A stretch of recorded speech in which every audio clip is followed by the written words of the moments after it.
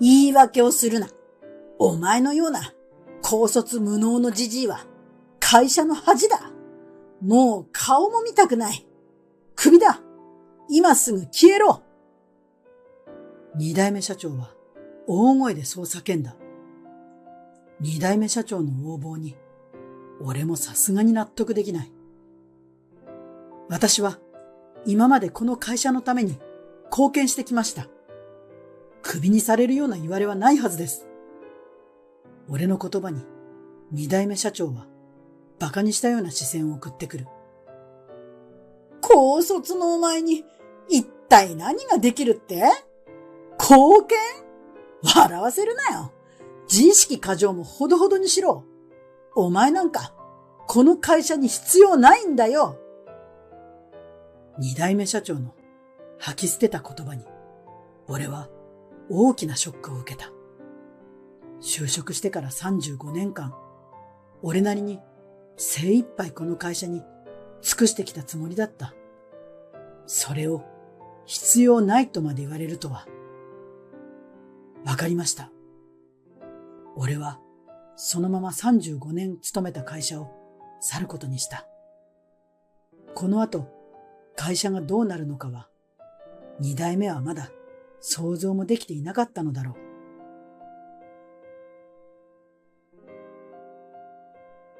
俺の名前は村田誠一郎、会社員だ。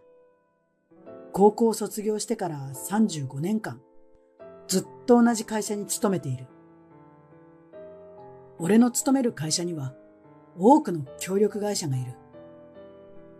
自分たちだけでは仕事はできない。協力会社との信頼関係があって、初めて仕事がうまくいくんだ。というのが初代社長の口癖だった。初代社長はこの会社を起こして大きくしたやり手社長だった。社長という立場でも選ぶることなく、社員一人一人を気にかけてくれるような人情味の厚い人である。俺は初代社長を心から尊敬している。就職したての頃は右も左も分からず、社内でも協力会社からも怒られてばかりで苦労もした。しかし、社長の力になりたいという思いに支えられ、歯を食いしばりながら一日一日努力を重ねた。その甲斐あって、今は協力会社の社員とも良好な関係を築いている。少し前、高齢になったことで社長が役職を退いた。後任は前社長の息子である宮松直也さんが務めることとなった。二代目社長はまだ若い。前社長の話では、彼は高校を卒業してから東京の大学に進学したらしい。その後、東京で大企業に数年勤め、こちらに戻ってきたそうだ。二代目社長は自分が東京の大学を出ていることを誇りに思っているのだろう。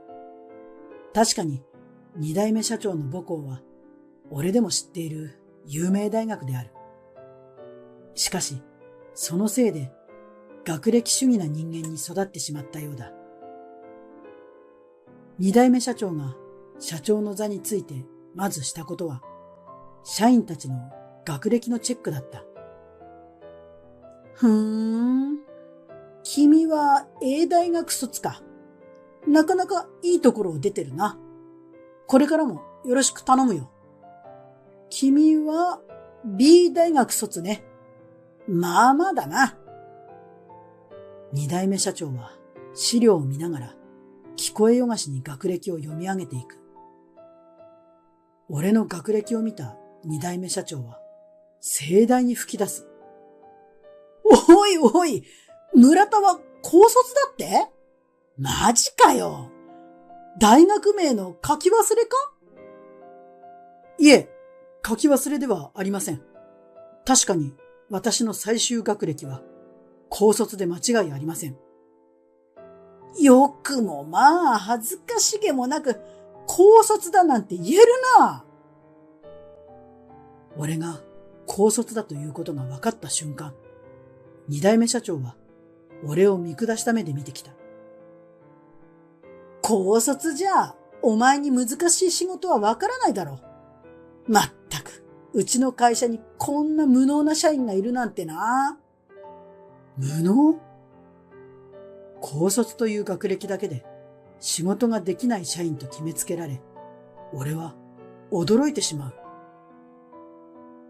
俺が社長になったからには、ちゃんとした学歴のある社員だけに重要な仕事を振る。お前みたいな学歴の低い社員は信用できないからな。二代目社長はそう宣言し、満足そうにデスクに戻っていく。残された社員たちは戸惑いながらお互いに顔を見合わせるのだった。二代目社長は本当にあの初代社長の息子なのだろうかと疑ってしまうくらい人情味の感じられない人物だ。おい、高卒！トイレの床が汚れてたぞ。早く掃除してこい。今週の掃除当番は私ではなく、口答えするな。お前みたいな高卒社員はトイレ掃除を任されるだけでもありがたいと思うんだな。二代目社長から理不尽な仕事を押し付けられることがどんどん増えていく。高卒！備品の在庫が切れてるじゃないか。今すぐ買ってこい。備品の管理は私ではなく事務の。うるさい！雑用は全部高卒の仕事だろう。二代目社長は俺が何を言っても全く聞き入れない。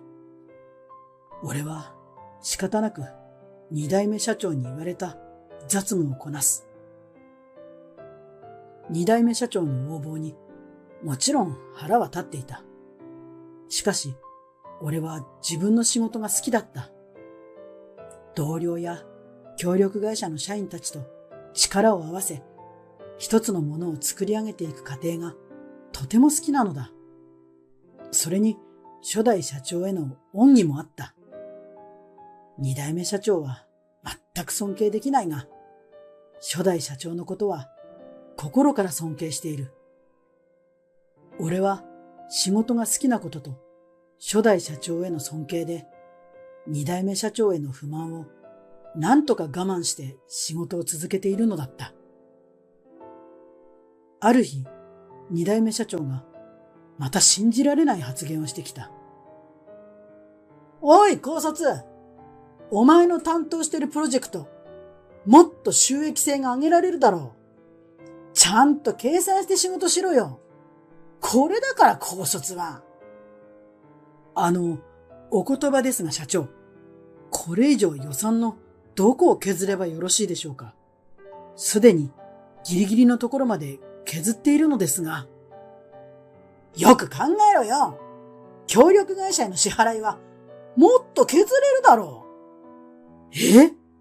いえ、それは無茶ぶりというものです。協力会社の皆さんにはすでにかなり頑張っていただいていますので、これ以上削るわけには。協力会社の利益なんかどうだっていいんだよ。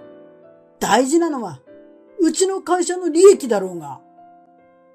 俺は驚いて口をあんぐり開けてしまう。この二代目社長は協力会社のことを一体何だと思っているのだろうか。協力会社の力あっての我が社です。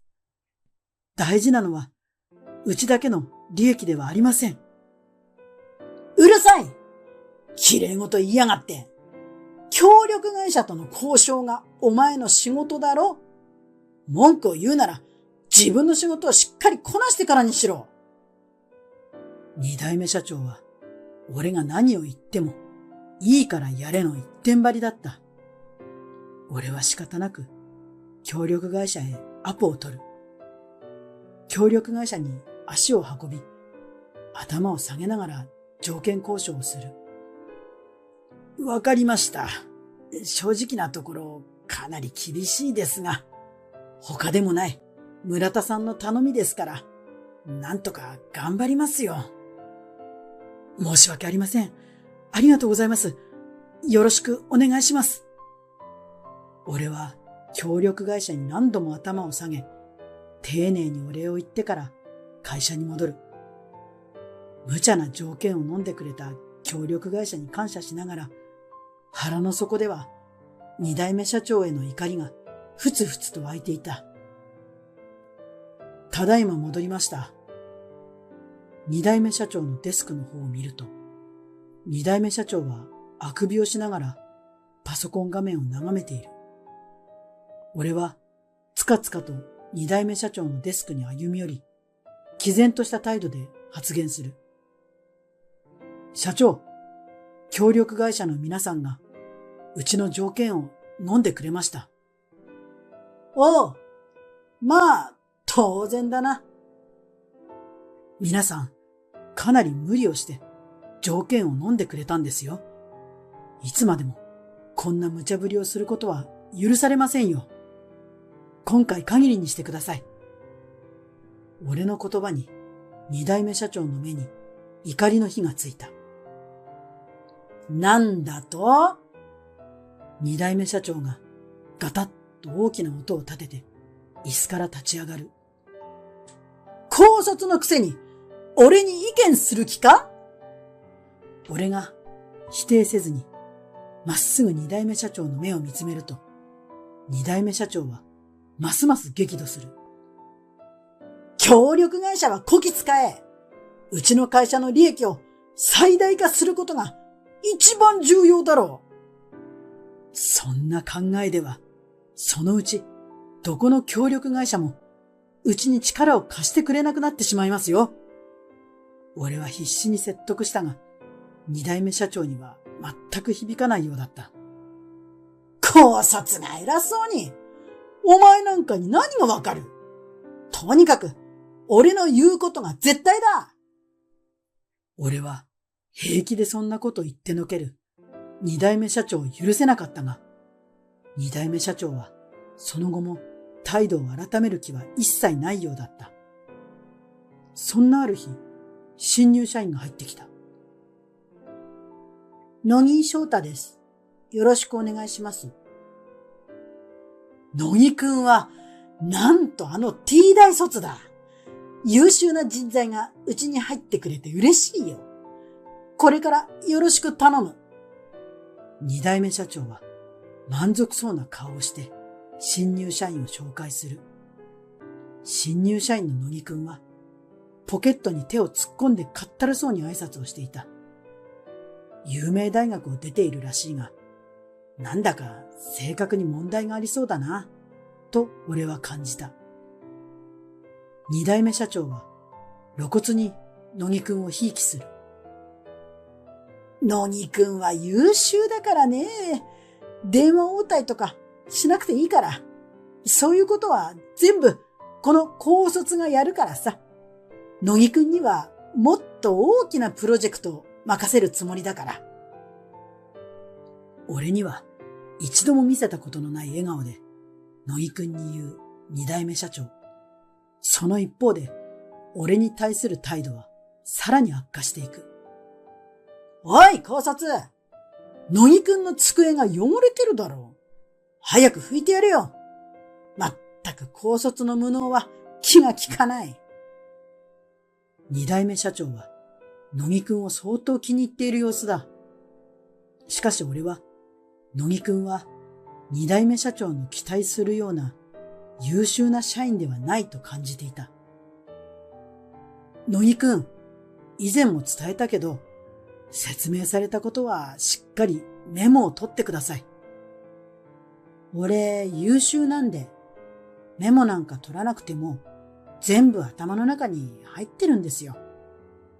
いや、同じミスを何回も繰り返してるから言ってるんだよ。俺は呆れ返りつつ根気よく野木くんに説明する。野木くんは仕事が適当で、俺は彼のミスのカバーを何度もしていた。申し訳ないけど、野木くんのミスのカバーで俺の残業時間が増えてしまっているんだ。これからは適当な仕事をしないように気をつけてくれないかな。俺が乃木くんに注意をしていたとき、二代目社長がこちらへ飛んできた。おい、高卒ごときが乃木くんに何を説教してるんだ？いえ、私は乃木くんのミスを。優秀な乃木くんがミスなんかするわけないだろう。お前のミスを乃木くんに押し付けるな。違います。私は。言い訳をするな。お前のような高卒無能のじじいは会社の恥だ。もう顔も見たくない。首だ。今すぐ消えろ。二代目社長は大声でそう叫んだ。乃木くんという高学歴な社員が入ったことで、人員削減のために学歴の低い俺を退職させたいと二代目社長が考えていることには以前から薄々気がついていた。勢いに任せて俺をクビにしようとする二代目社長に俺もさすがに納得できない。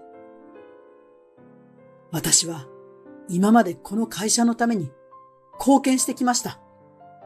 クビにされるような言われはないはずです。俺の言葉に二代目社長は馬鹿にしたような視線を送ってくる。高卒のお前に一体何ができるって？貢献？笑わせるなよ。自意識過剰もほどほどにしろ。お前なんかこの会社に必要ないんだよ。二代目社長の吐き捨てた言葉に俺は大きなショックを受けた。就職してから35年間、俺なりに精一杯この会社に尽くしてきたつもりだった。それを必要ないとまで言われるとは。わかりました。俺は肩を落とし、二代目社長と乃木くんに背を向ける。そのまま俺は35年勤めた会社を去るのだった。それからしばらく経った後、俺のもとにあの二代目社長から電話が入った。